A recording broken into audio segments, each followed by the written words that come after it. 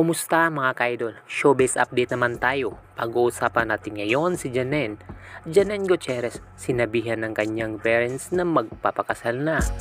Ayon sa source na ating nakuha sa Kapamilya Network, ay gusto na makakita ng apo itong ama ni Janine Gutierrez, kaya gusto ng kanyang ama na dapat magpapakasal na itong dalagita na ito. Samantala, ang ina ni Janine naman ay suportado sa kanyang anak na si Janine at gusto na ito na dapat magkaanak na daw itong dalagita, kaya sumang-ayon naman ang ina na ni Janine kung magpapakasal na siya. So yun lang po ang showbiz update sa Binido TV at salamat po sa panonood. Salamat!